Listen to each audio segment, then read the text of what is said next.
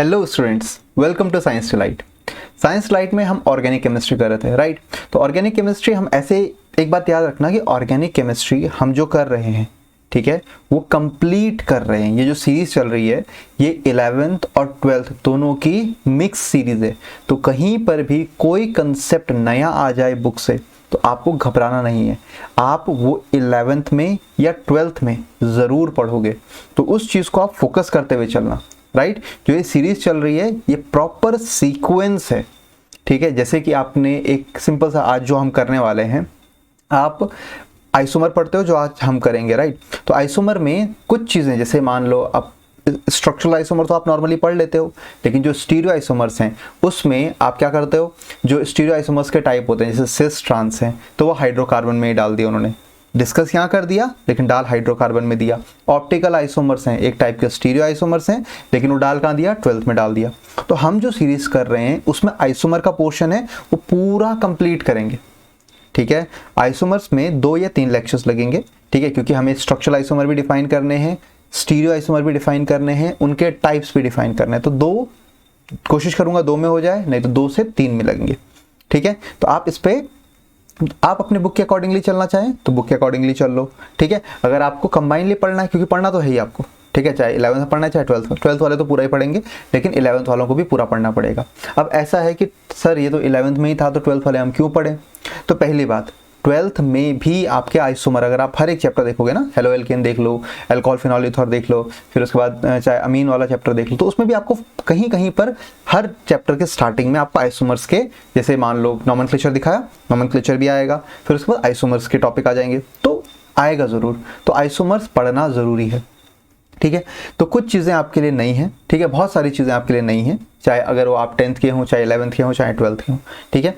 लेकिन घबराना नहीं है, आराम से पढ़ना है, बहुत इजी है, बस समझ के चलो, राइट।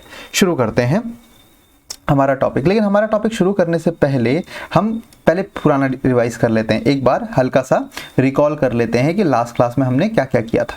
तो लास्ट क्लास में हम किसकी बात कर रहे थे, नॉमेनक्लेचर की बात कर रहे थे, जो मिक्स थे ना, उसमें हमने एक क्वेश्चन आईआईटी का भी किया था, नॉमेनक्लेचर। तो मैं आपको एक सिंपल सा एक नॉमेनक्लेचर देता हूँ, आप उसका बताओ, ठीक है। मैं आपको यहाँ पर एक कंपाउंड दे रहा हूँ, ये देखो, राइट, ये आपके पास ये कौन सा है, बेंजीन है, राइट। अब मैंने इसके ऊपर क्या लगा दिया, यहाँ पर CHO लगा दिया, राइट, और यहाँ पर मैंने मान लो NO2 लगा दिया। ओके, एक एग्जांपल ये हो गया, एक ये हो गया, देखो एक ये हो गया CHO और यहाँ पर OH लगा दिया, राइट। और एक एग्जांपल यहाँ पर हो गया ये देखो COOH और यहाँ पर CHO लगा दिया, राइट, ये हो गया। और क्या बोल दें, हाँ एक ये बोल देते हैं, ये है, और यहाँ पर CHO लगा दिया। ओके, अब और कैसे वाले बताऊं, राइट, ये वाला बोल दिया, ठीक है, ये तो आपको आता होगा, राइट, ये आपको आता होगा, COOH, यहाँ पर मैंने OCH3 लगा दिया। ओके, करो जरा एक बार पॉज करो इन वीडियोस को। तो 1 2 3 4 और 5 ये करके देखो जरा क्या क्या होंगे, ठीक है। अब देखो जरा, फर्स्ट वाला कर लिया होगा आपने, फर्स्ट वाला देखो यहाँ पर 1 2 3, क्योंकि इसकी प्रायोरिटी सबसे ज्यादा है, ठीक है। और इसका नाम मैंने पूरा क्या बताया था, बेंजल डिहाइड बताया था। तो 3 पोजीशन पर क्या है, नाइट्रो ग्रुप है, 3 नाइट्रो बेंजल डिहाइड। आई होप आपने लास्ट क्लास में नोट किए रहे होंगे, तो एक बार रिवाइज करोगे ना तो उनके नाम आपको पता लग जाएंगे, ठीक है। अगेन ये बेंजल डिहाइड है, लेकिन ये कौन सा है, अल्कोहलिक ग्रुप। सेकंड पोजीशन पे ना 1 2, तो क्या हो जाएगा, 2 पोजीशन पे क्या है, हाइड्रोक्सी ग्रुप है, हाइड्रोक्सी, फिर ये क्या हो जाएगा, बेंजल डिहाइड, राइट, ये हो गया आपके पास। इसका बताओ, इसका तो और आसान है, ठीक है। आप क्या बोलो, सेकंड पोजीशन पे क्या है, 2 फॉर्माइल बेंजोइक एसिड, ठीक है, इतना क्लियर हो गया। अब देखो नेक्स्ट, ये वाला पॉइंट क्या है, इसको हम क्या बोलते हैं, चलो इसको अभी मैं डिस्कस करता हूँ आपके साथ, ठीक है। आप इस पर थोड़ा सा ध्यान देना, ये बहुत सिंपल भी है लेकिन कभी कभी कंफ्यूज भी कर देता है बच्चों को। अब यहाँ पर देखो जरा, राइट, तो यहां पर क्या हो जाएगा इसका नाम, देखो 1 2 3 4, ठीक है। तो कितना हो जाएगा ये 4 मिथॉक्सी, मिथॉक्सी क्या हो जाएगा benzoic acid, right. I hope इसका आपने सही किया हो, अगर सही नहीं भी किया है तो कोई दिक्कत नहीं। ये क्या है, इसको हम बोलते हैं, इसको क्या बोलेंगे भाई, बोलो साइक्लोपेंटेन तो है, लेकिन साइक्लोपेंटेनल नहीं बोलेंगे, पेंटेन, आपने साइक्लोपेंटेन लिखा है यहाँ पर। और ये जो ग्रुप होएगा, क्योंकि अब देखो इसका दिक्कत ये है कि ये डायरेक्टली इस रिंग से अटैच नहीं है, ठीक है, और इसको अकेले भी नहीं लिख सकते हैं, तो इसको लिखते हैं साइक्लोपेंटेन कार्बल्डिहाइड, कार्बल्डिहाइड, साइक्लोपेंटेन कार्बल्डिहाइड। साइक्लोपेंटेन कार्बल्डिहाइड से आपको क्या पता लगता है, साइक्लोपेंटेन ग्रुप है और उसकी किसी ना किसी एक पोजीशन पर क्या है, कार्बल्डिहाइड। आई होप इतनी बात आपको क्लियर हुई। कार्बल्डिहाइड आपको पता होना चाहिए कि कार्बल्डिहाइड मतलब क्या होता है, एक एल्डिहाइड, CHO का मतलब कार्बल्डिहाइड बोलते हैं, ठीक है। इतना क्लियर हुआ। अब देखो कुछ चीजें आपको थोड़ा सा नोट करनी है, ठीक है। यहां पर जैसे आपने एक कंपाउंड पढ़ा, ये राइट, दिस इज कीटोन, एक कंपाउंड पढ़ा, दिस इज एल्डिहाइड, राइट। एक और कंपाउंड आपने पढ़ा, दिस इज कार्बोक्सिलिक एसिड, एक कंपाउंड आपने पढ़ा, दिस इज आप बोल सकते हो असाइल हैलाइड, राइट। फिर एक कंपाउंड आपने ये भी पढ़ा होगा, दिस इज अमाइड, एक कंपाउंड आपने ये भी पढ़ा होगा, राइट, दिस इज एस्टर। अब मेरे को एक चीज बताओ, इन सब चीजों में क्या कॉमन है। आई होप आपको ज्यादा मुश्किल नहीं होगी ढूंढने में।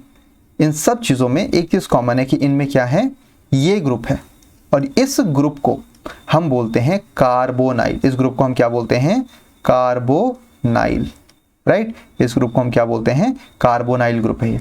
कार्बोनाइल ग्रुप, ये भी कार्बोनाइल है, ये भी कार्बोनाइल है, ये भी कार्बोनाइल है, राइट। ये सारे के सारे कैसे ग्रुप हैं, कार्बोनाइल ग्रुप। आई होप इतना क्लियर होगा। इसीलिए इनको कैसे कंपाउंड बोलते हैं, दीज आर कार्बोनाइल कंपाउंड्स, ऐसे कंपाउंड्स जिनमें कार्बोनाइल ग्रुप हो, तो CO ग्रुप रहेगा, ठीक है, CO ग्रुप, ओके। ये ग्रुप कार्बोनाइल होता है, ऐसे कंपाउंड्स को हम क्या बोलते हैं, कार्बोनाइल कंपाउंड्स बोलते हैं। आई होप इतना क्लियर हो गया। इतना तो ठीक है, ठीक है। अब आगे क्या, तो अब आज से हम शुरू करेंगे, आज हम शुरू करेंगे आइसोमेरिज्म। अब सबसे पहला टर्म आइसोमेरिज्म, या इससे ही मिलता जुलता टर्म आइसोमर। ये क्या चीज है, व्हाट आर आइसोमर्स, ठीक है। तो हम क्या बोलते हैं, ऐसे compounds, compounds having similar chemical formula but different physical and chemical properties,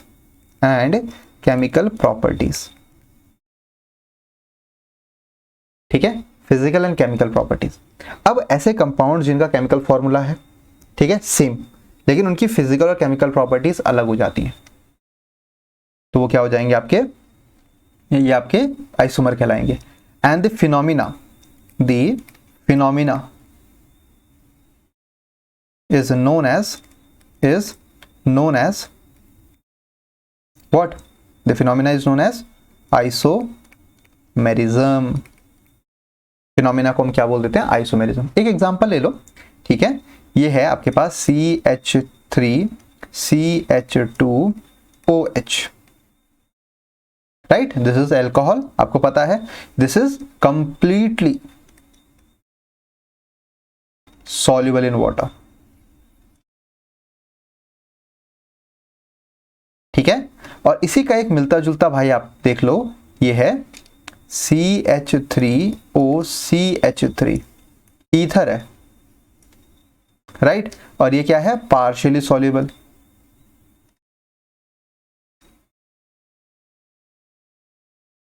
ठीक है।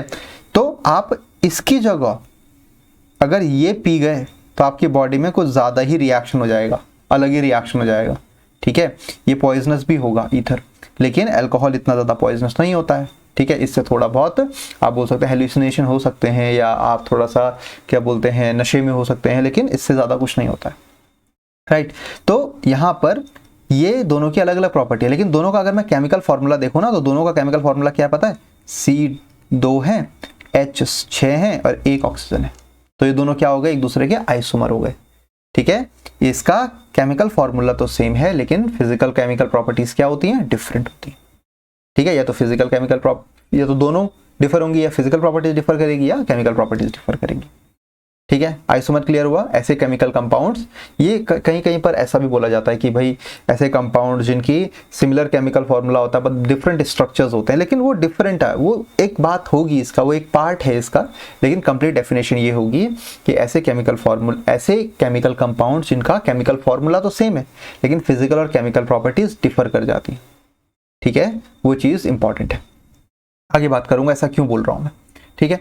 तो आइसोमेरिज्म में सबसे पहले इसके टाइप्स की बात करते हैं। तो टाइप्स ऑफ आइसोमर्स में सबसे पहले हम बात करते हैं, टाइप्स ऑफ आइसोमेरिज्म में 2 तरह के होते हैं, ठीक है। 2 तरह के आइसोमर्स होते हैं, ठीक है। टाइप्स ऑफ आइसोमेरिज्म 2 तरह का होता है। कौन कौन से आइसोमर्स होते हैं, एक होता है स्ट्रक्चरल आइसोमर और एक होता है stereo isomer, right. Structural isomer आपके, ठीक है, हम बात करेंगे 6 टाइप के होते हैं। एक होता है चेन आइसोमर, जिसको न्यूक्लियर आइसोमर भी बोलते हैं। चेन के बाद होता है पोजिशनल आइसोमर, पोजिशनल होता है। पोजिशनल के बाद आपके पास आता है फंक्शनल आइसोमर, राइट। फिर उसके बाद आता है आपके पास आ गया मेटामर, राइट। फिर आता है टॉटोमर और लास्ट आता है कौन सा, आपके पास आता है रिंग चेन आइसोमर, ठीक है। इनके बारे में भी हम डिस्कस करेंगे। अब स्टीरियो आइसोमर्स की अगर मैं बात करता हूं, तो स्टीरियो आइसोमर्स में आपके 2 टाइप के आइसोमर्स होंगे, ठीक है। एक होते हैं कॉन्फॉर्मर्स, ठीक है, और एक होते हैं कॉन्फिगरेशनल। क्या डिफरेंस होता है उनकी बात हम बाद में करते हैं। कॉन्फॉर्मर्स में अगर मैं देखूं यहां पर, तो यहां पर 2 टाइप के होते हैं, मतलब कन्फर्मेशन चेंज हो जाएगी। तो यहां पर होता है आपके पास, आप इसको एक बोलते हो सिन एंटी,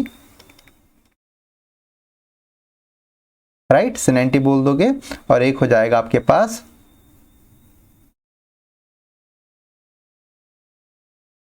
या सिंपल उसको कॉन्फॉर्मर्स ही बोल दो, ठीक है। इतना ज्यादा डिटेल नहीं, लेकिन उनको कॉन्फॉर्मर्स ही बोल देंगे, सीधा एक तरह से आ जाएगा। क्योंकि एक्चुअली वो होता क्या है ना, कि उसमें कार्बन कार्बन सिंगल बॉन्ड के अलोंग रोटेशन होती है, ठीक है। Rotation along carbon carbon single bond होता है, इसलिए उसके कन्फर्मर्स बदलते रहते हैं, उनका चेंज इन कन्फर्मेशन चेंज हो जाता है, इस वजह से वहां पर होता है, कॉन्फॉर्मर्स बोल देंगे। कॉन्फिगरेशनल में आपके पास 2 आ जाते हैं, ठीक है। एक आ जाएगा आपके पास सिस ट्रांस,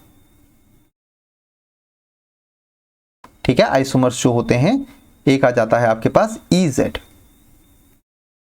आइसोमर, ठीक है। एक सिस ट्रांस आ जाएगा, एक EZ आइसोमर आ जाएगा, राइट।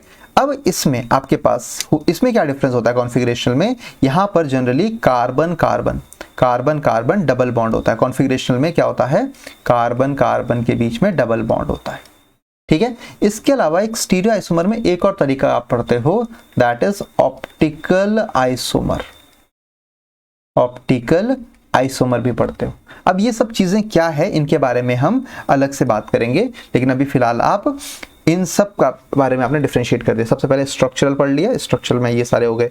फिर स्टीरियो पढ़ लिया, स्टीरियो में आपके पास कन्फॉर्मर्स हो गए, कॉन्फिगरेशनल आइसोमर्स हो गए और ऑप्टिकल आइसोमर्स हो गए, ठीक है। कन्फॉर्मर्स आइसोमर में क्या बोला, सिंगल बॉन्ड में क्या होता है, रोटेशन होती है। तो आप सिंपली ऐसे लिख लो अभी फिलहाल के लिए, rotation along single covalent bond, ठीक है, सिंगल कोवेलेंट बॉन्ड, राइट।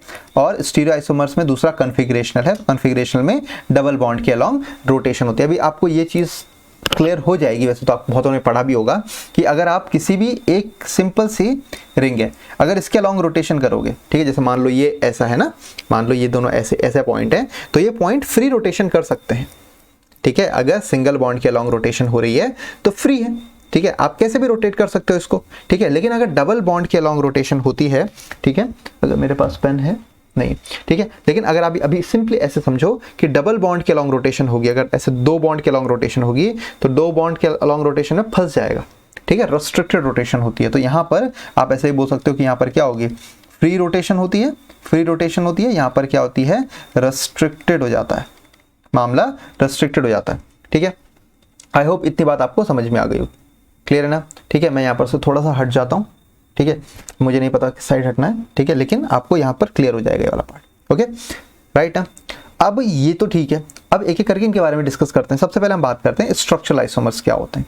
देखो स्ट्रक्चरल आइसोमर्स को अगर आपको डिफाइन करना हो तो स्ट्रक्चरल आइसोमर में सबसे पहले देखो, ठीक है, अगर आपको डिफाइन करना हो इसमें तो यहाँ पर क्या होंगे, ऐसे कंपाउंड्स having same वही चीज, सेम मॉलिक्यूलर फॉर्मूला, लेकिन यहां पर क्या बोलेंगे, स्ट्रक्चरल डिफरेंस आ जाता है, but have different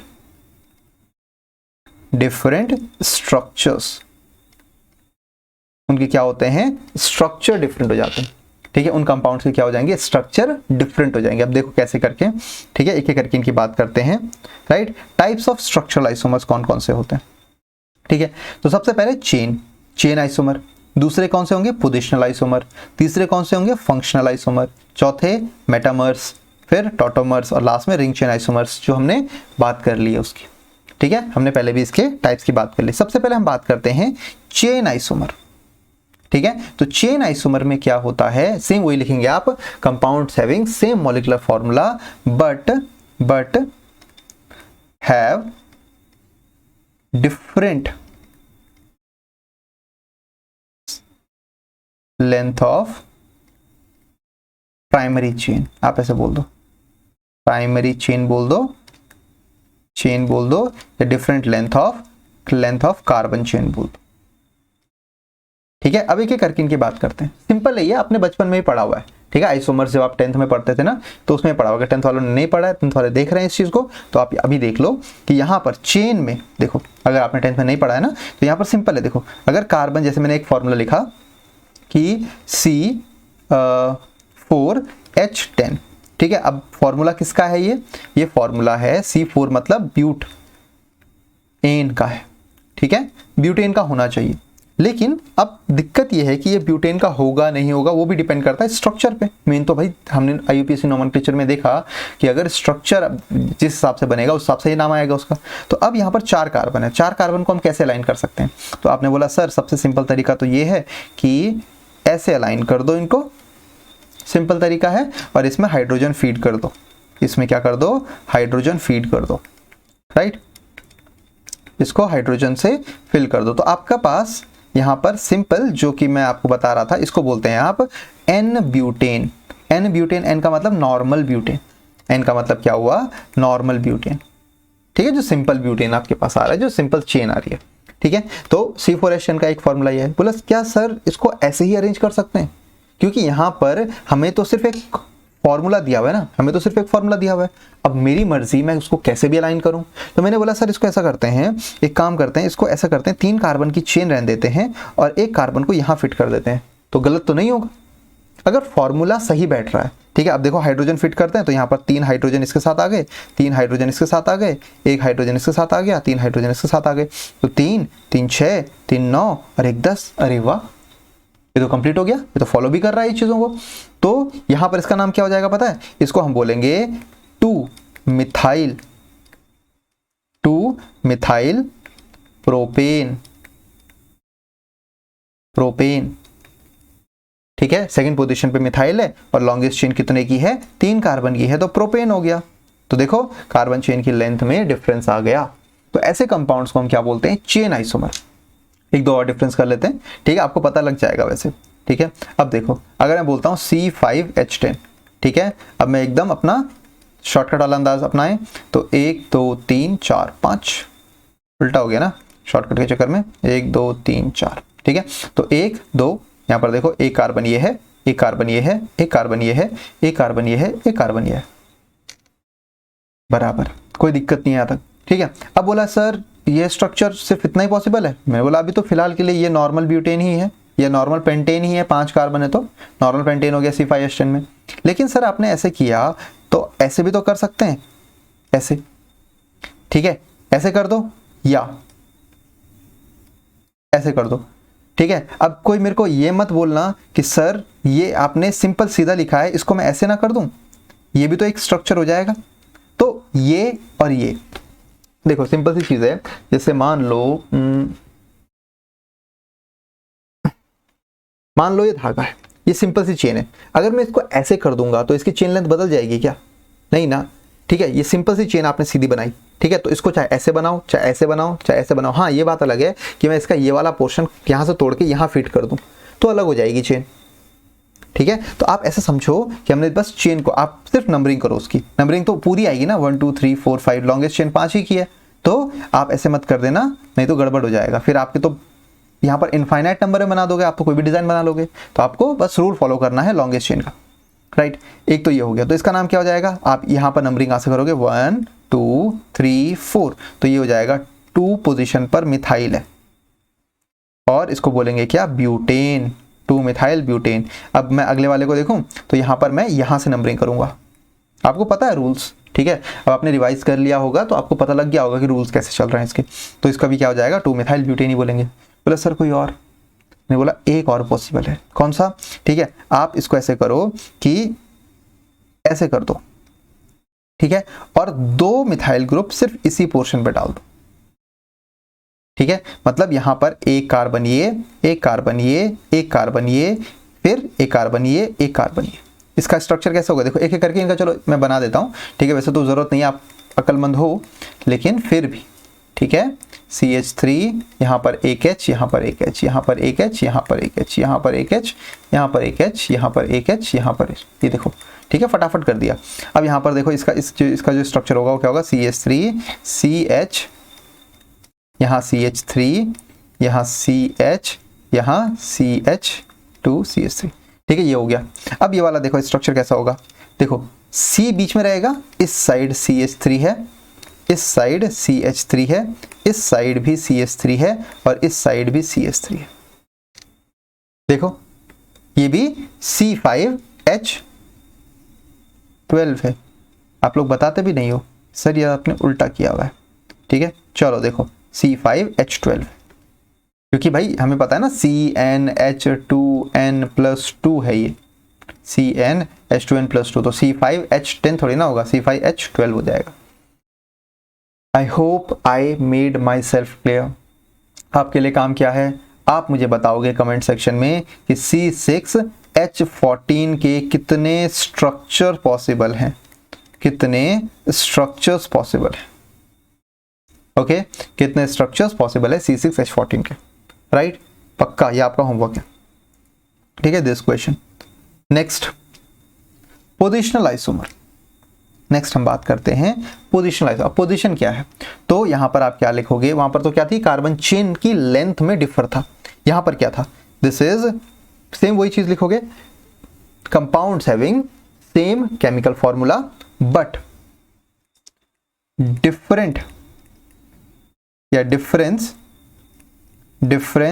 in position of functional group. बोले क्या सर डिफरेंस होता है कुछ ऐसा भी? बोला हाँ बहुत डिफरेंस होता है, ठीक है।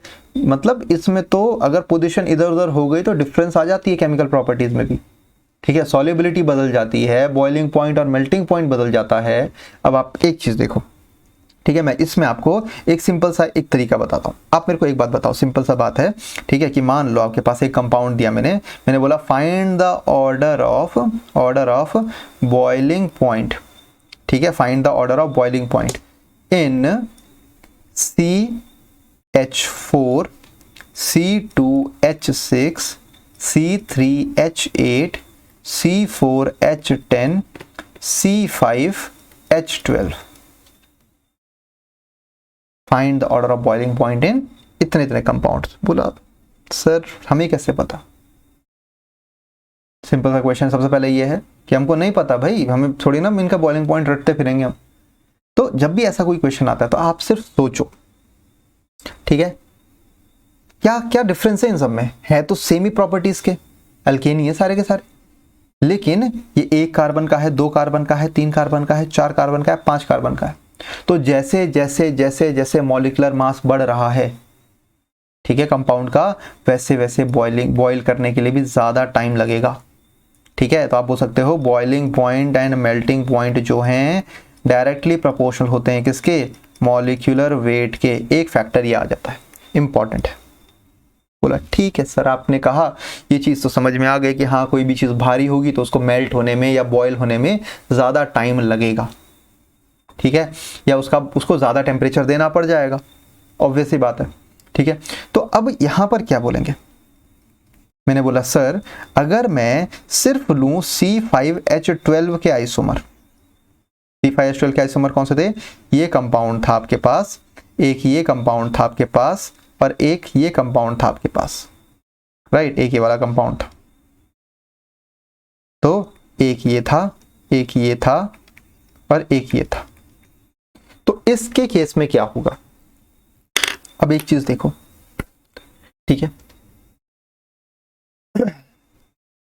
एक लकड़ी ली, लंबी सी लकड़ी,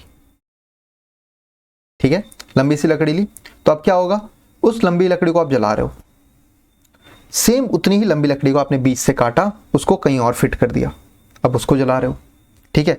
अब तीसरी लकड़ी ली, उसको तीन पार्ट में तोड़ा, अलग अलग फिट किया, वैसे ही थोड़ा अलग स्ट्रक्चर बना जैसे तीसरे वाले के केस में, ये फीड कर दिया, अब तीनों को जलाना शुरू किया।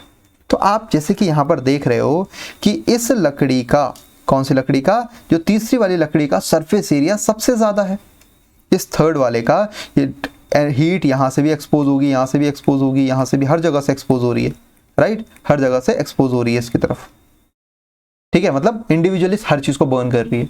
तो इसमें सरफेस एरिया ज्यादा है, तीसरे वाले में क्या है? सरफेस एरिया बहुत है, राइट। इस वाले में इसके कंपैरिजन में थोड़ा कम है, क्योंकि इसको पहले तो ये पूरे लॉग को जलाना ही पड़ जाएगा ना, ठीक है, और इस वाले में सबसे कम है। तो आप बोलोगे कि जो यहाँ पर बॉइलिंग पॉइंट है एंड मेल्टिंग पॉइंट है is directly proportional to surface area also, या आप ऐसे बोलो, उल्टा बोल दिया मैंने कि इनवर्सली प्रोपोर्शनल, सरफेस एरिया बढ़ेगा तो मेल्टिंग और बॉइलिंग पॉइंट घट जाएगा, inversely proportional to surface area, ठीक है। तो ये चीज हो जाएगी। तो अब यहां पर देखो सबसे ज्यादा बॉइलिंग पॉइंट किसका होगा? 1 का। ऑप्शन इसका क्या हो जाएगा? 1 सबसे ज्यादा, फिर 2 और फिर 3। 3 को जलाने में ज्यादा टाइम नहीं लगेगा, इसका मिनिमम बॉइलिंग पॉइंट होगा। रे बात समझ में आई? इतना क्लियर हो गया ना? पक्का? चलो देखो चीजें समझो क्यों हो रहा है ऐसा। एक लकड़ी ली और उसका पाउडर कर दिया, उसको जलाओ, धमाका होता है, धमाका। देखा हुआ है यूट्यूब में, देखो यूट्यूब में आपको बहुत दिखेंगे। बारूद क्यों इतने तेज से जलता है? बारूद का इतना बड़ा पीस ले लो, उसको जलाने की कोशिश करो, इतना जल्दी नहीं जलेगा, जलेगा लेकिन इतना नहीं, ठीक है। लेकिन अगर उसी बारूद को पतला पतला कर दो, टाइम लगेगा, उसको जलने में तो एकदम से, माचिस की तीली देखी नहीं, माचिस की तीली को तोड़ो, एकदम पतला पतला बारूद रहता है उसमें।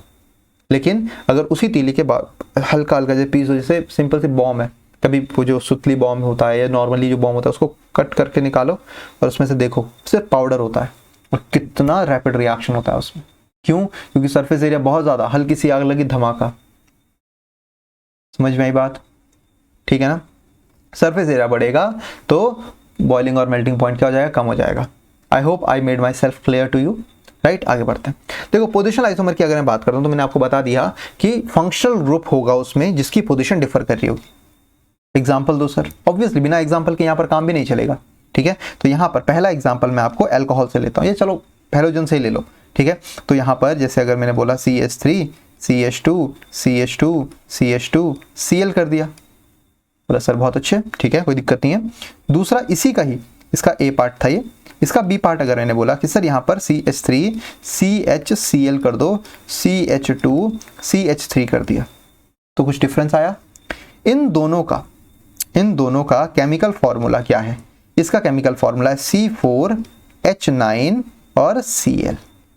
इसका भी देखो C4H9Cl। तो इनकी पोजीशन में चेंज आ गया। These are positional isomer.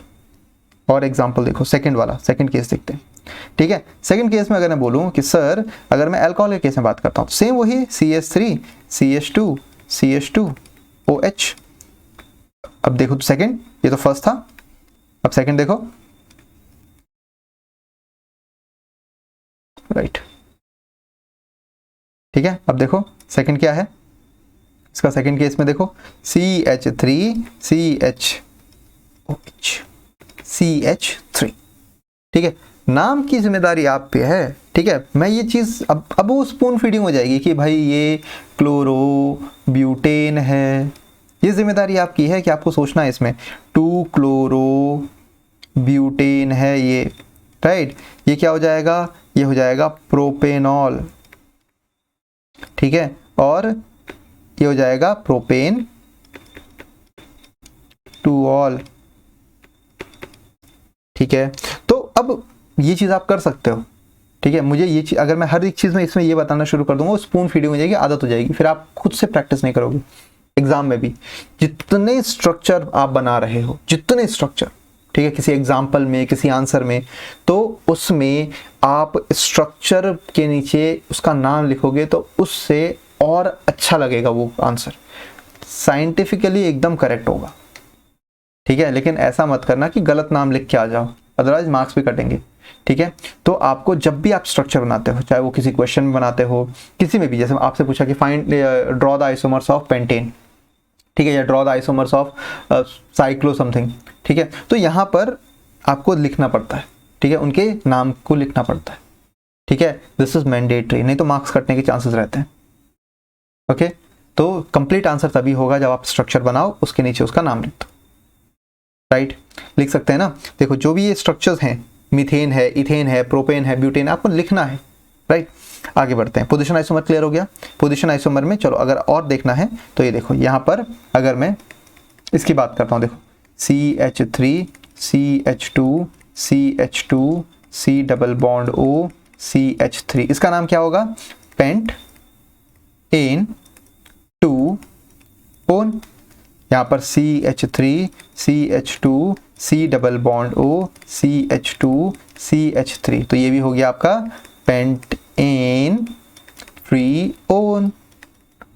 Easy है, क्लियर ना। नेक्स्ट देखो और क्या हो सकता है इसमें। अब जैसे ईथर ही ले लो, ठीक है, CH3 CH2 C, यहाँ पर OCH3 कर दिया, H यहाँ पर CH3 कर दिया, तो इसको मैं क्या बोलूँगा? 2 methoxy, this is butane, right. CH3 CH2 CH2 CH2O CH3, तो ये क्या हो जाएगा? Methoxy, simple butane. अरे बोल भाई, समझ में आ गया होगा अब तो। ठीक है, काफ़ी एग्जाम्पल भी हमने कर लिए हैं। ठीक है, यहाँ तक कोई डाउट होगा तो कमेंट सेक्शन में डालना, फिर आगे बढ़ते हैं, राइट। चलो next, functional isomers. Same compound having same chemical formula but different functional group. अरे ये क्या हुआ? ऐसे कंपाउंड जिनमें केमिकल फॉर्मूला तो सेम है लेकिन फंक्शनल ग्रुप डिफरेंट हो गया। अब क्या करेंगे सर? फंक्शनल ग्रुप ही डिफरेंट हो गया। ठीक है, तो यहां पर देखो, ठीक है, यहां पर फंक्शनल ग्रुप में सबसे पहले आता है एल्कोहल एंड ईथर। एल्कोहल का फॉर्मूला C, क्या हो रहा है इसमें, राइट। एल्कोहल का फॉर्मूला CH3 CH2OH, ROH हो गया, ठीक है। और इसका फॉर्मूला क्या हो गया? CH3OCH3। केमिकल फॉर्मूला क्या है इसका? C2H6O, C2H6O, C2H6O, लेकिन इसका नाम इथेनॉल, इसका नाम मिथॉक्सी, मीथेन, तो पहला तो ये हो गया, क्लियर हुआ। चलो आगे बढ़ते हैं, ठीक है। इसमें एक और एग्जांपल लिख लेते हैं, CH3 CH2 CH2O CH3, एक ही हो गया, CH3 CH2 CH2 CH2OH, this is butanol, this is methoxypropane, clear. अरे क्लियर, चलो आगे बढ़े, राइट। नहीं नहीं नहीं, आगे क्यों बढ़े, आगे और करना है, ठीक है। सेकंड क्या हो गया, aldehyde and ketone, aldehyde and ketone. Aldehyde का फॉर्मूला RCHO होता है, कीटोन का RCOR-। तो यहाँ पर देखो, यहाँ पर मैंने लिखा sir CH3 CH2 C double bond OH, इसको क्या बोला हमने, दिस इज प्रोपेनल। तो इसका कीटोन डेरिवेटिव देखो, CH3 C double bond O CH3, इसको हम क्या बोलते हैं, एसीटोन। याद है ना, एसीटोन कहाँ यूज होता था, नील पॉलिश रिमूवर में, राइट। तो एसीटोन, ठीक है। एसीटोन को हम IUPAC नेम क्या होगा इसका, प्रोपेनॉन, प्रोप एन ओन, ये प्रोपेनल। और एग्जांपल, ठीक है। अब आप कार्बन जोड़ते जाओ, आप बनाते जाओ, ठीक है, कर सकते हैं आप। नेक्स्ट तीसरा एसिड, कार्बोक्सिलिक एसिड, इसके अलावा एंड एस्टर।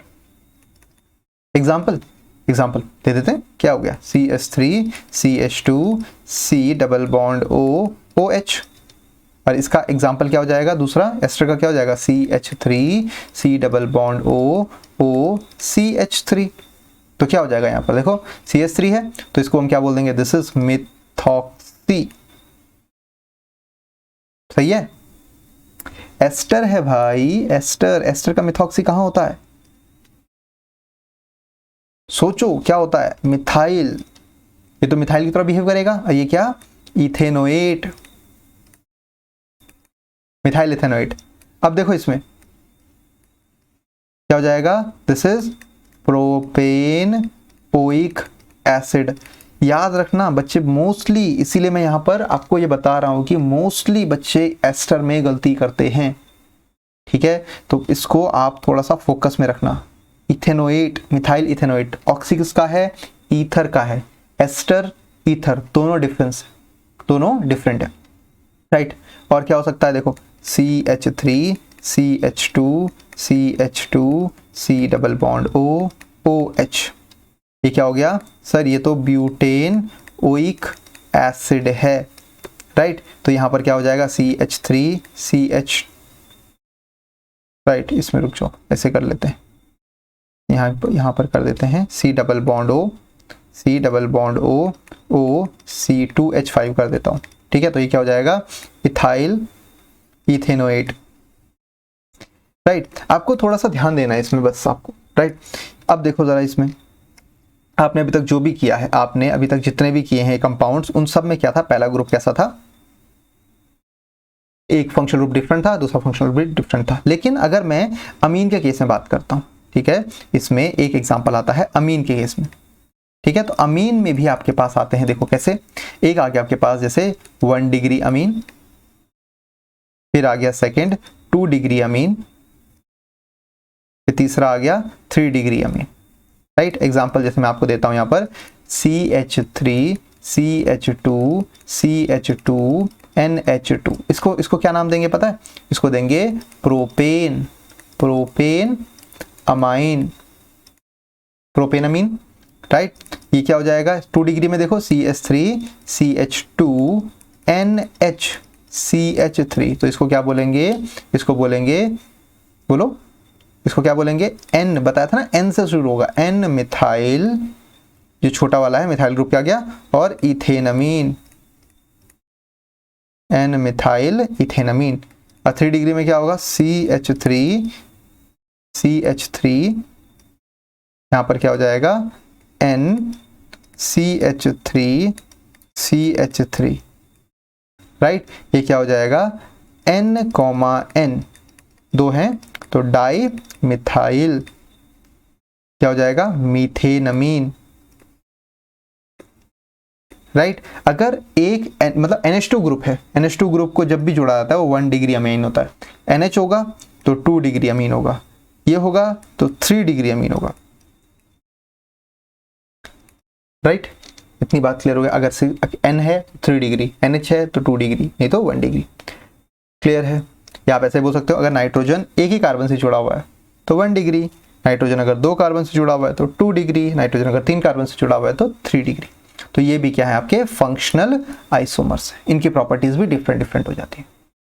ओके, क्लियर ना। चलो नेक्स्ट हम बात करते हैं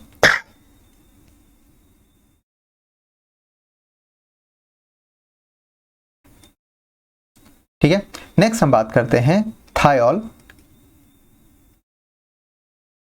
एंड थायोईथर, राइट। Thiol and थायोईथर। तो यहां पर देखो CH3 CH2SH, SH जो होता है थायोल का होता है, RSH होता है इसका, राइट। थायोईथर RSR होता है, ठीक है। तो इसका क्या हो जाएगा, CH3SCH3, ये हो गया आपके पास, ठीक है। इसको हम क्या बोल देंगे आपके पास, इथेन थायोल, इथेन थायोल, ठीक है। और ये हो जाएगा डाइमिथाइल, डाइमिथाइल थायोईथर, थायोईथर, ठीक है। तो एक एग्जांपल इसका ये हो जाएगा, ठीक है। थायोल थायोईथर कम पूछते हैं, इसलिए मैं इसको इतना ही रखता हूँ, ठीक है। ज़्यादा डिटेल में इसके जाने की जरूरत नहीं। अगर पूछेंगे तो आप सिंपली बता भी सकते हो कि थायोल क्या है, थायोईथर क्या है, आप डिफरेंस कर सकते हो इनमें, ठीक है। इतनी बात क्लियर हो गई। ये हो गया, और भी बहुत सारे हो सकते हैं, ठीक है। आपको बस जज करना है उनके फंक्शनल ग्रुप, ओके, उससे उनकी प्रॉपर्टीज चेंज हो जाती है। तो फंक्शनल ग्रुप तो मैंने आपको सारे बता दिए हैं, ठीक है। उससे उनकी प्रॉपर्टीज को आप डिटरमाइन कर लेंगे। नेक्स्ट है मेटामेरिज्म, ठीक है। मेटामेरिज्म की अगर मैं बात करता हूँ, मेटामेरिज्म क्या होता है, देखो, a compound having same chemical formula but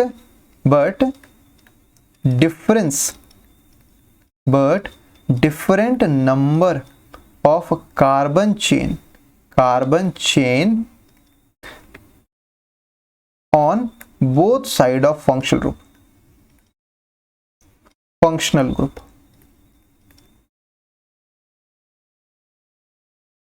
both side of functional group। I hope इतनी बात क्लियर हुई। देखो इसका मतलब क्या हुआ, जैसे हम बात करते हैं ईथर में, ठीक है। एक एग्जांपल लिया मैंने CH3 CH2 CH2O CH3, इसको मैं क्या नाम दूंगा, इसको दूंगा मैं मिथॉक्सी, बताओ, प्रोपेन। रिजल्ट क्या सिंपल, मिथॉक्सी प्रोपेन। मिथॉक्सी क्यों, क्योंकि मिथॉक्सी कम चेन वाली है, और प्रोपेन क्यों, क्योंकि प्रोपेन लार्ज चेन की थी, ठीक है। तो ये प्राइमरी चेन हो गई, ये इसका ऑक्सी ग्रुप हो गया। अब यहाँ पर इसका केमिकल फॉर्मूला क्या होगा, देखो C4H कितने हो गए, 10O, C4H10O। अब यहाँ पर देखो CH3 CH2O CH2 CH3, ये क्या है, क्या है ये बताओ, इथॉक्सी इथेन। और आपको जान करके ये खुशी होगी कि इसका केमिकल फॉर्मूला भी C4H10O ही है। बात समझ में आई, आ गई ना, पक्का ना, ठीक। अब ये चीज देखो, इतना क्लियर हो गया। अब ये दोनों जो हैं, ठीक है, ये क्या है, मेटामर्स है। ये दोनों क्या है, मेटामर्स है। एक और मेटामर का एग्जांपल हम आपके सामने रखते हैं, पेश किया जाए। देखो CH3 CH2 CH2 NH CH3, इसका नाम क्या है, ये है N methyl propane amine. Second CH3 CH2 NH CH2 CH3, तो इसका नाम क्या होगा, N इथाइल इथेनमाइन, N इथाइल इथेनमाइन। तो ये भी एक तरह का हो गया, सेकेंड टाइप का, ये किसका है, अमीन का। और दोनों ही क्या है यहाँ पर, देखो यहाँ पर भी 2 डिग्री है, ये भी 2 डिग्री है, तो इनमें कोई फंक्शनल ग्रुप तो सेम ही है, लेकिन उसके आसपास के अल्केन की जो चेन है या अल्कीन की जो भी अल्केन अल्काइन वो डिफरेंस हो गई। नेक्स्ट तीसरा जो आता है आपके पास वो आता है कीटोन में। अगर मैं कीटोन की बात करता हूँ, CH3 CH2 C double bond O CH2 CH3, इसको मैंने क्या बोला, दिस इज प्रोपेन 3, प्रोपेन कहाँ से आ गया ये, दिस इज पेंटेन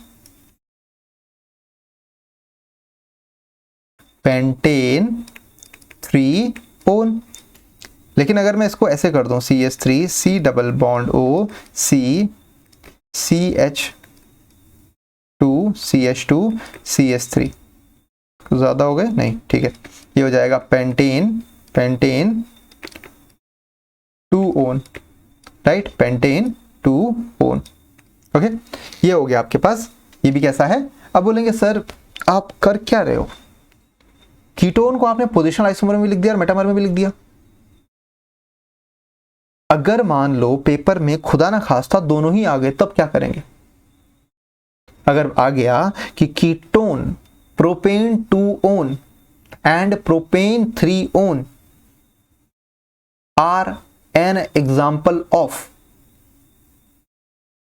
ऑप्शन में आ गया पोजीशन, फंक्शनल, मेटामर और टॉटोमर आ गया, तो अब तो दोनों ही आ गए। तो जब भी ऐसी कभी सिचुएशन आए ना, जब भी ऐसी कभी आपके पास सिचुएशन आए कि सर बहुत, वैसे तो कभी आएगी नहीं क्योंकि कंट्रोवर्शियल मामला रहता है, लेकिन हमेशा याद रखना priority of position, priority of position जो होती है वो ज़्यादा होती है मेटामर से। ठीक है, अगर आपके पास कभी ऐसा कोई क्वेश्चन आए कि ये पोजीशन है या मेटामर है, तो आप पोजीशन पे टिक करके आओगे। ठीक है, इंपॉर्टेंट है, पोजीशन को ज़्यादा प्रायोरिटी दोगे as compare to metamer, position को आप ज़्यादा प्रायोरिटी दोगे। तो अगर मैं बोलूँ कि ये क्या है, CH3 C double bond O CH2 CH3 या CH3 CH2 C double bond O CH2 CH3, ये क्या वाला है, तो आप बोलोगे सर ये पोजीशन भी है और मेटामर भी है, लेकिन इसकी प्रायोरिटी ज़्यादा है, हायर प्रायोरिटी पोजीशन है। ठीक है तो दोनों, अगर दोनों आया, बोथ ऑफ दीज आया, तब तो आप बोथ करोगे। लेकिन अगर कोई एक ही चुनने को आता है तो आप पोजीशन को चुनोगे, मेटामर और पोजीशन में पोजीशन को आप प्रायोरिटी दोगे। ठीक है, लेकिन वो होना भी चाहिए पोजीशन। ठीक है, कहीं आप मीथेन को या अमीन को लेके चल लिए और बोल दिया नहीं आपने सर ने तो कहा था पोजीशन है। पोजीशन कहाँ, जहाँ पर कॉन्ट्रोवर्शियल सिचुएशन आ जाए। ठीक है, यहाँ पर थोड़ी ना कोई पोजीशन में चेंज आ रहा है। ठीक है, आपको कहाँ से देखना है, आपको वहां से देखना है जहां पर ऑटोमेटिकली चेंज आ रहा है। जैसे कीटोन ग्रुप है, यहाँ पर 1 से थोड़ी ना स्टार्ट करते हैं यहाँ से।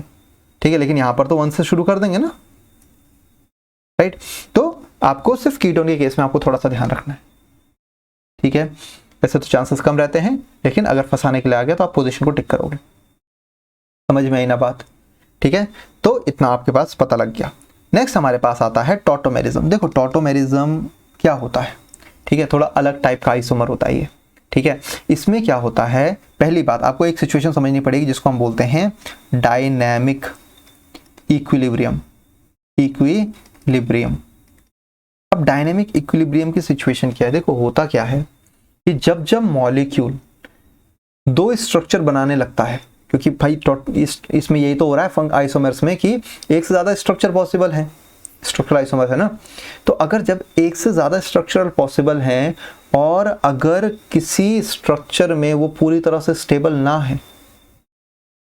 स्टेबल नहीं है, तो वो अपने शेप और साइज को चेंज करता है। एक एग्जांपल मैं आपको देता हूँ। ठीक है, जब भी मॉलिक्यूल, ऐसे मॉलिक्यूल जिनका केमिकल फॉर्मूला सेम है but they show dynamic equilibrium in their different forms of compound। ठीक है, 2 तरह का होता है इसमें, एक होता है डायड फॉर्म, डायड मतलब 2 की, और एक होता है ट्रायड फॉर्म। और जनरली यहां पर क्या होता है, दोनों ही केस में माइग्रेशन होता है। क्या होता है? माइग्रेशन होता है, ठीक है, माइग्रेशन ऑफ हाइड्रोजन। माइग्रेशन किसका होता है? हाइड्रोजन एटम का, राइट। अब एक एक करके एग्जांपल की फॉर्म में देखते हैं इसको। टॉटोमेरिज्म, सबसे पहले किसकी बात करते हैं? डायड की बात करते हैं। तो डायड फॉर्म में जैसे आपने देखा होगा HCN, राइट, HCN है, और एक है आपके पास HNC।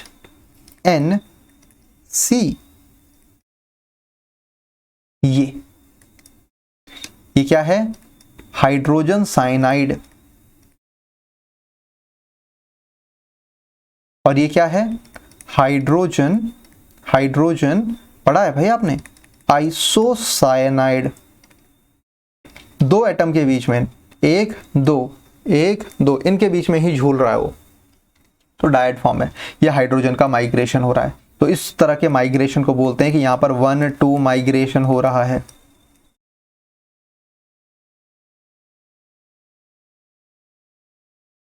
समझ में आ गई? माइग्रेशन ऑफ हाइड्रोजन 1 और 2 के बीच में हो रहा है। वो एक और कभी एक में जंप कर रहा है, कभी दूसरे में जंप कर रहा है। तो ये डायनामिक इक्विलिब्रियम की सिचुएशन को बोलते हैं। ये दोनों आपस में क्या है? हाइड्रोजन साइनाइड और हाइड्रोजन आइसोसाइनाइड क्या है? एक दूसरे के टॉटोमर्स है। बोल समझ में आई बात? ठीक है। हाइड्रोजन साइनाइड पूछते कम है क्योंकि एक ही एग्जांपल रहता है डायड का। लेकिन अगर ट्रायड फॉर्म की अगर मैं बात करता हूं, अगर मैं ट्रायड फॉर्म की बात करता हूं, किसकी बात कर रहा हूं मैं? ट्रायड फॉर्म की बात करता हूं। तो ट्रायड फॉर्म में क्या होगा? सोचना पड़ता है ट्रायड फॉर्म के लिए। ट्रायड फॉर्म में दिक्कत यह है कि पहले तो 3 एटम होंगे, और इसका फेमस नाम आपने सुना होगा, that is keto enol isomer. यानी इसमें कीटोन ग्रुप है और इनॉल ग्रुप है। इसमें कीटोन ग्रुप है और इनॉल ग्रुप है। एक एग्जांपल, जो सबसे छोटा कीटोन है मेरे पास, कौन सा है आपके पास? CH3 C double bond O CH3। This is acetone या प्रोपेनॉन। एक बात और ध्यान में रखें, कोई भी फंक्शनल ग्रुप है आपके पास, राइट। मैं एक चीज आपको इसमें थोड़ा सा क्लियर कर दूं कि अगर कोई भी फंक्शनल ग्रुप है, फंक्शनल ग्रुप, राइट, कोई भी फंक्शनल ग्रुप है, जैसे CH3 CH2 CH2 CH2 CH2, यहां पर मैंने कोई भी Y फंक्शनल ग्रुप है, जहां पर Y क्या है? एक तरह का फंक्शनल ग्रुप है। तो आप ध्यान रखेंगे कि फंक्शनल ग्रुप से अटैच्ड जो भी कार्बन होगा उसको अल्फा बोलेंगे, अल्फा से अटैच्ड कार्बन को बीटा बोलेंगे, बीटा से अटैच्ड कार्बन को डेल्टा बोलेंगे, डेल्टा से अटैच्ड कार्बन को आप क्या बोलेंगे? थीटा बोलेंगे, ठीक है। थीटा से अटैच को आप, ठीक है, अल्फा बीटा डेल्टा थीटा, और alpha beta gamma delta theta, ठीक है। गामा, सॉरी, यहां पर delta, this is delta, delta का सिंबल होता है ऐसे, ठीक है, और ये थीटा, ठीक है, थीटा को शायद ऐसे, ठीक है, फाई है, थीटा है ऐसे। तो अब ये चीज आपको ध्यान रखनी है। तो ये चीज आपके पास हो गया, तो आपको यहां तक इंपॉर्टेंटली याद रखना है, क्योंकि ये तीनों का रोल आता है, ये तीनों का रोल आता है। अब देखो एक चीज याद रखो, आप टोटोमेरिज्म जैसे मैं सिखा रहा हूं आपको, यहां पर कौन से हाइड्रोजन यूज होंगे? अल्फा कार्बन से, अल्फा पोजीशन से जो कार्बन अटैच है तो उसको अल्फा कार्बन बोल दिया, ठीक है। तो इसको मैंने क्या बोल दिया? जो कार्बन है ये अल्फा पोजीशन पे है, तो ये अल्फा कार्बन बोल दूंगा मैं इसको। ये अल्फा, ये भी क्या हो जाएगा आपका? Alpha carbon, right. अगर मैं इसको इलैबोरेटेड वर्जन में देखूं तो क्या होगा? C डबल बॉन्ड O, ठीक है, फिर C, यहाँ H है, यहाँ H है, यहाँ H है, फिर C, यहाँ H है, यहाँ H है, यहाँ H है। तो आपको यहाँ पर ये दिख रहे होंगे, ये सारे के सारे हाइड्रोजन क्या है? अल्फा कार्बन से अटैच हैं। ये भी अल्फा है और ये भी अल्फा है, तो अल्फा कार्बन से अटैच हाइड्रोजन अल्फा हाइड्रोजन कहलाएंगे। अल्फा कार्बन से अटैच हाइड्रोजन क्या कहलाएंगे? सॉरी, कार्बन से अटैच हाइड्रोजन क्या कहलाएंगे? अल्फा हाइड्रोजन कहलाएंगे। तो यहां पर यही होता है। हमें पता है कार्बन में जो ये CO का बॉन्ड होता है, जो आपके पास CO का बॉन्ड होता है, C डबल बॉन्ड O का बॉन्ड रहेगा जो, वो कैसा रहेगा, C डबल बॉन्ड O का बॉन्ड कैसा होता है, पोलर होता है। पोलर क्यों होता है, पोलर क्यों होता है, क्योंकि ऑक्सीजन जो होता है इलेक्ट्रोनेगेटिव एटम है। कैसा है, इलेक्ट्रोनेगेटिव एटम है। हर चीज को समझा रहा हूं, हर चीज को समझना, क्यों कैसे पे भरोसा रखना, ठीक है। तो यहां पर ये चीज याद रखना कि ऑक्सीजन इलेक्ट्रोनेगेटिव है, तो इलेक्ट्रोनेगेटिव एलिमेंट की पहचान ये होती है कि ऑक्सीजन क्या करेगा, अपनी तरफ इलेक्ट्रॉन को खींचेगा। ऑक्सीजन अपनी तरफ क्या करेगा, इलेक्ट्रॉन को खींचेगा। अगर मेरी तरफ इलेक्ट्रॉन खींचोगे तो ऑब्वियसली इलेक्ट्रॉन मेरी तरफ खींचेंगे तो मेरे पे कैसा चार्ज आएगा, नेगेटिव, पार्शियल नेगेटिव। इस पे आएगा पार्शियल पॉजिटिव। इतना क्लियर हुआ, ठीक है। ऑक्सीजन के पास पार्शियल नेगेटिव और कार्बन के पास पार्शियल पॉजिटिव चार्ज अटेन होता है। कैसा बॉन्ड है, पोलर बॉन्ड है। ऑक्सीजन क्योंकि इलेक्ट्रोनेगेटिव होता है, कार्बन से इलेक्ट्रॉन अपनी तरफ खींचता है, पार्शियली नेगेटिव चार्ज आया। स्ट्रक्चर फिर से देखो, यहां पर अब मेरे पास क्या है, स्ट्रक्चर देखो यहां पर, ठीक है। स्ट्रक्चर देखो, अगेन फिर से बना रहा हूं, C double bond O C, यहां H, इसको मैं सिंपली H2 लिख रहा हूं, यहां भी H2 लिखा मैंने, यहां H लिखा, ठीक है। तो ऑटोमेटिकली इस पर कैसा है, पार्शियल नेगेटिव चार्ज, और इस पर कैसा है, पार्शियल पॉजिटिव चार्ज। तो नेगेटिव चार्ज है किसी पर तो भाई पागलपंती तो करेगा, ठीक है। पागलपंती करेगा तो किसके साथ करेगा, अब जैसे मान लो बहुत दुष्ट किस्म का इंसान हूं, तो मैं अपने से कोई पावरफुल बंदे के साथ तो नहीं भिड़ूंगा ना, वो तो मेरी बैंड बजा देगा। तो मैं किससे करूंगा, अपने से छोटों पर जोर आजमाऊंगा।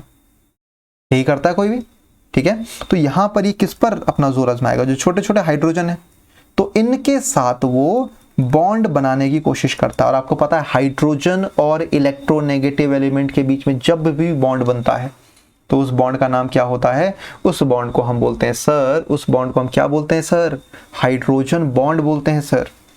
अरे सर समझ में आया सर, हाइड्रोजन बॉन्ड बनाने की कोशिश करेंगे, ये क्या करेंगे, कोशिश करेंगे, कोशिश, ठीक है। अगर कोशिश करते हैं ये भाई साहब तो बॉन्ड बनेगा, बॉन्ड बनेगा। और बॉन्ड बनने की कोशिश में एक नया स्ट्रक्चर बनता है। अगर मान लो ये बॉन्ड बन जाता है, क्योंकि एक्चुअल में जो स्ट्रक्चर होता है वो कुछ ऐसा होता है, right.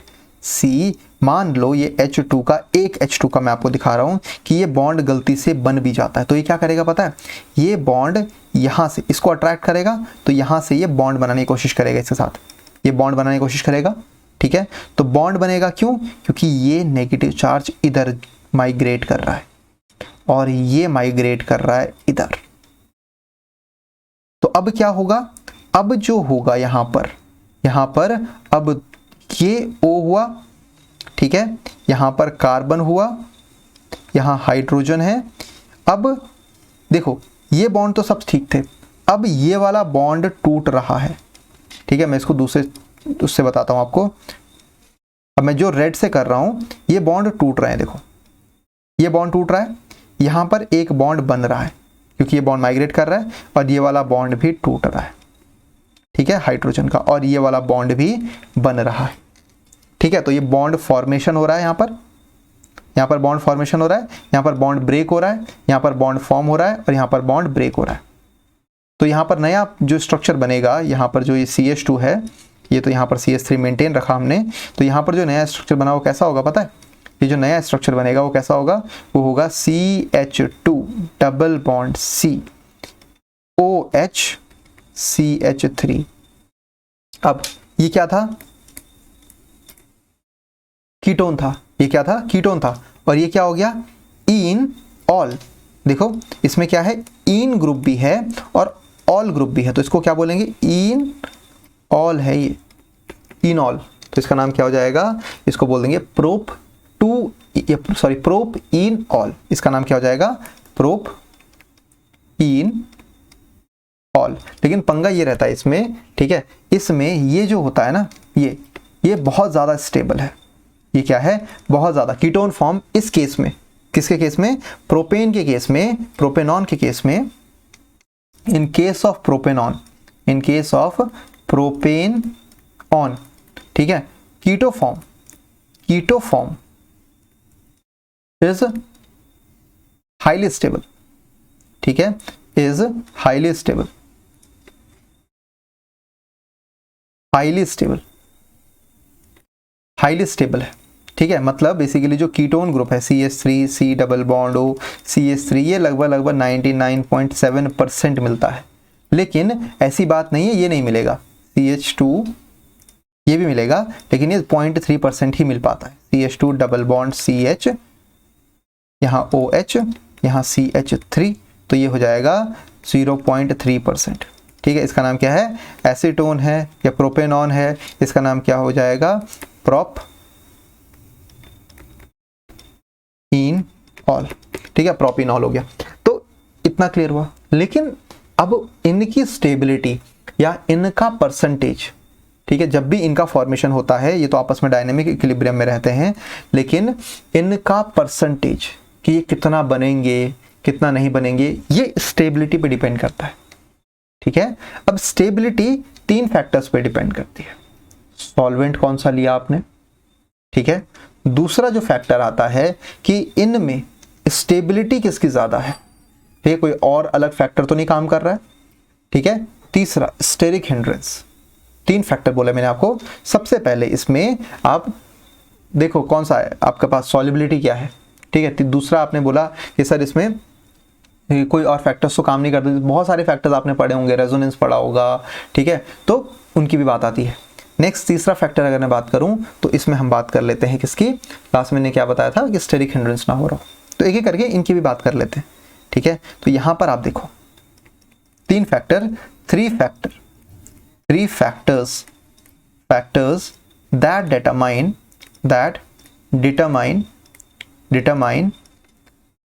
the stability of ketoenol form, ठीक है। तो पहला है आपके पास यहां पर स्टेबिलिटी, या सॉरी यहां पर स्टेबिलिटी नहीं लिखना चाहिए मुझे, यहां पर लिखना चाहिए मुझे डिटरमाइन द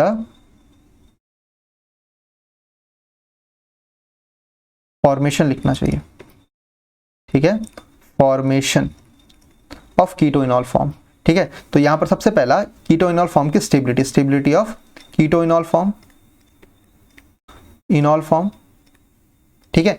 इसमें क्योंकि रेजोनेंस की जरूरत पड़ेगी, तो इसको मैं समझाऊंगा आगे, ठीक है।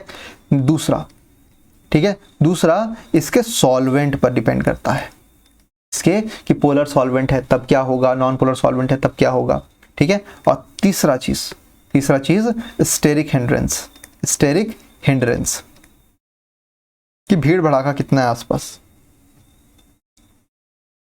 इज दैट क्लियर, ठीक है। तो 3 फैक्टर्स पे डिपेंड करता है। कैसे करता है, क्योंकि पहले हम रेजोनेंस पढ़ लेंगे ना, माइग्रेशन पढ़ लेंगे कि मूवमेंट कैसे होता है वो पढ़ लेंगे, तब हमें ये चीज समझ में आ जाएगा, ठीक है। क्योंकि इसमें जब एक से ज्यादा कार्बोनाइल ग्रुप होते हैं तब कैरेक्टरिस्टिक्स बढ़ जाती है, ठीक है। ये कार्बोनाइल और एस्टर का ग्रुप होता है, ठीक है। बताने को मैं बता सकता हूँ लेकिन कंफ्यूज ना हो जाओ आप, ठीक है। लेकिन क्या करें बताओ, चलो बता देंगे बाद में, बता दूंगा मैं, ठीक है। तो इसको आप थोड़ा ध्यान में रखना कि ये 3 फैक्टर्स डिपेंड करता है कीटोइनॉल फॉर्म के। कुछ एग्जांपल मैं आपके सामने रख देता हूँ, ठीक है। जैसे मान लो आपके पास एक कंपाउंड है, ठीक है, जैसे ये है CH3 C double bond O, फिर यहाँ पर आपने लिखा CH2, फिर यहाँ लिखा C double bond O CH3 लिख दिया, ठीक है। एक ये कंपाउंड ले लिया आपने, फिर इसी का दूसरा जो फॉर्म है CH3C, यहाँ पर आपने क्या कर दिया, यहाँ कर दिया मान लो डबल बॉन्ड O, फिर यहाँ लिख दिया CH2, फिर यहाँ लिखा CH2 यहाँ क्यों आएगा, ठीक है। इसमें कर दिया आपने मान लो इसमें CH, यहाँ पर डबल बॉन्ड कर दिया आपने, फिर यहाँ OH कर दिया और यहाँ OCH3 कर दिया। तो यहाँ पर उस टाइम पे कितना था 99 और 99.3 और 0.7 था, तो यहाँ पर कितना हो जाएगा, यहाँ पर हो जाएगा ये 93% और ये 7%, ये 93% और 7%, मतलब यहाँ पर यील्ड, इन दोनों की यील्ड जनरेशन ज़्यादा है। क्यों हो रहा है, क्योंकि ये रेजोनेंस की वजह से होता है, ठीक है। क्या होता है रेजोनेंस, अभी हम उसकी बात नहीं कर रहे हैं, तो इसको अभी आप इतना समझ लो, दूसरा एक और एग्जांपल है इसमें, ठीक है, इसमें तो थोड़ा सा ज़्यादा ही हो जाता है एक्चुअल में, कि यहाँ पर अगर मैं बात करूँ तो CH3 C double bond O CH C double bond O CH3, ठीक है। तो ये अप्रॉक्स में देखो ये 47% है, लेकिन इसी का कोई जुड़वा भाई है CH3 इनॉल फॉर्म वाला, double bond O CH double bond C, ये CH2 है, ओके, COH CH3, तो ये देखो 53%, अरे इसकी तो स्टेबिलिटी बढ़ गई, ठीक है। ये दोनों क्या हैं, ये दोनों आप नाम लिख सकते हो आप, ठीक है। ये क्या है, इसका नाम क्या लिख दोगे आप, दिस इज प्रोपेंटेन 2,4 डाइओन, ये क्या हो जाएगा, आप यहाँ पर इन का यूज कर लोगे, बस इन या हाइड्रोक्सी हो जाएगा, तो यहाँ पर इनॉल के फॉर्म आ जाती है। तो यहाँ पर क्या कर देंगे आप, इसमें और इसमें, ठीक है, इसकी स्टेबिलिटी बढ़ गई, this is due to resonance, ठीक है। अगर पूछा जाए क्यों बढ़ रहा है तो due to resonance, due to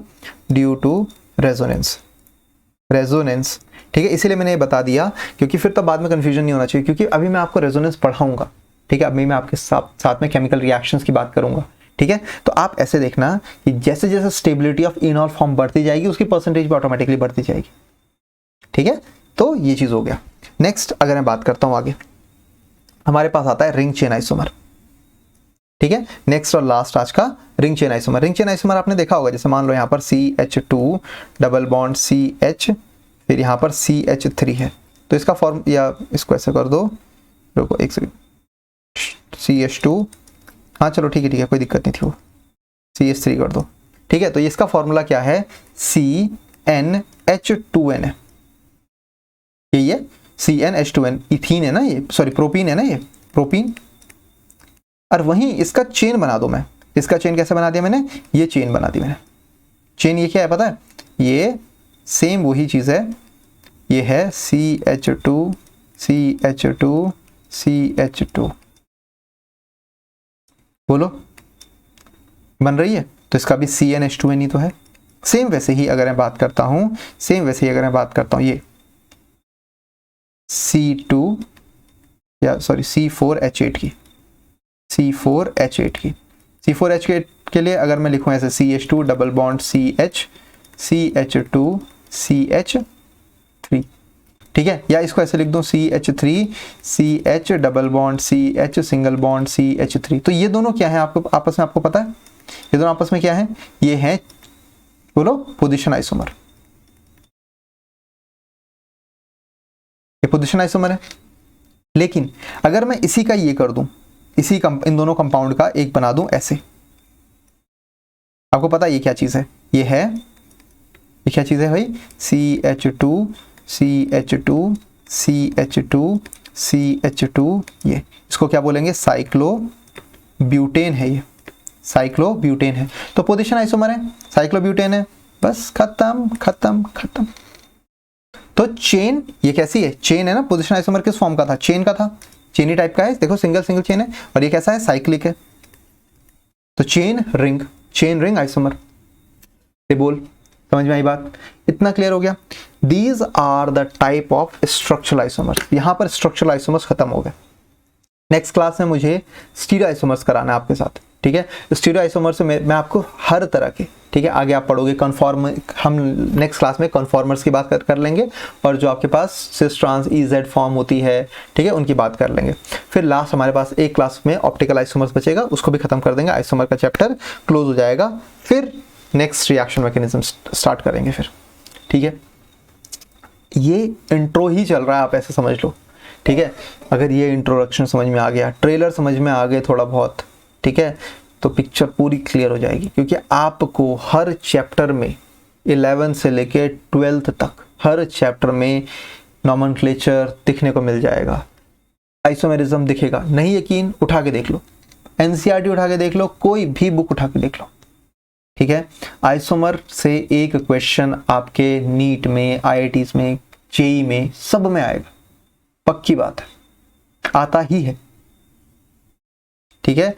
nomenclature isomer, तो ये इंपॉर्टेंट है, वेरी वेरी इंपॉर्टेंट, क्योंकि बिना इनके अब आप किसी के बारे में जानना चाहते हो, ऑर्गेनिक के बारे में जानना चाहते हो, और आपको ऑर्गेनिक कंपाउंड्स के नाम ही नहीं पता कि बनाते लिखते कैसे नाम, तो कैसे समझ में आएगा, ठीक है।